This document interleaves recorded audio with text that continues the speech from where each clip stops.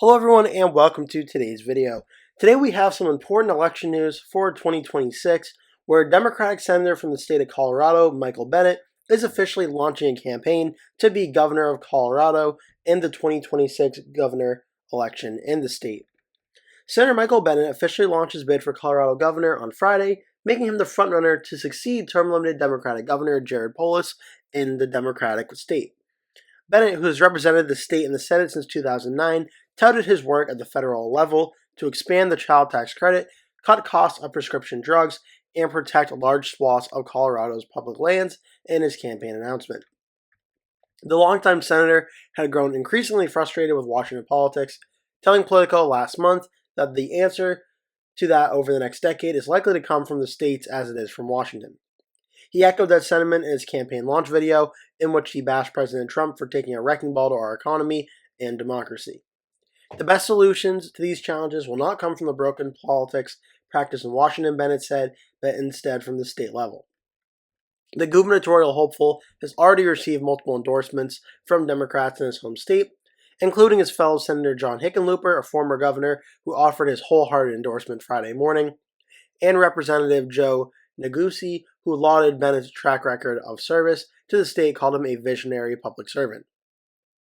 The Democratic State Attorney General, Phil Weiser, is also already in the race. Bennett's seat in the Senate is not up until 2028, and he does not need to resign to run. Should he win his bid for the state's top office, Bennett will likely have the opportunity of selecting someone to replace him as Colorado Senator. Whoever is appointed to that seat could run for the full term in 2028. So that's very important. So Michael Bennet is not going to be resigning from the seat unless he does win the Democratic primary and the governor election in November of 26. Bennett would join a growing group of Democratic senators set to leave Washington as the party faces a crisis of direction under Trump's administration. Senators Gary Peters of Michigan, Tina Smith of Minnesota, Jeanne Shaheen of New Hampshire all plan to depart Washington after announcing their retirements earlier this year, leaving all three of their seats open in the 2026 midterms. So that's where things stand on that front. As for the governor's race, as the article went over, Michael Bennett's the Democratic candidate right now, as well as Phil Weiser, the Attorney General in Colorado. There hasn't been any polling data between that matchup of how it may go. There's hypothetical polling, but Bennett was not included. So we're going to have to wait and see how that goes. But I think right now, Michael Bennet starts out as most likely the favorite to win the Democratic primary. On the Republican side of things, the Republicans don't really have a top candidate in this race. A few state senator Mark Baisley is running, representative for the state Scott Bottoms is running, and two other candidates as well.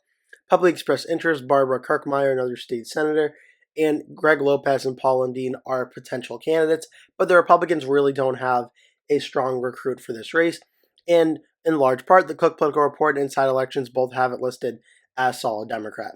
So you may be wondering why this doesn't seem to be too competitive. Well, when you look at the state of Colorado in 2022, Democratic incumbent Governor Jared Polis won re-election by 19.3%. That is a safe Democratic margin. Back in 2018, Polis won his first election against the Republican Stapleton by 10.6%. That's likely Democratic, and there was two third-party candidates taking up a little under 4% of the vote or so. If you want to go back to 2014, John Hickenlooper in the very Republican midterm year won by 3.3%. This is when Colorado was still more of a competitive state. And then back in 2010, John Hickenlooper won by 14.7%. So you have to go back even further. 2006 had a Democratic governor.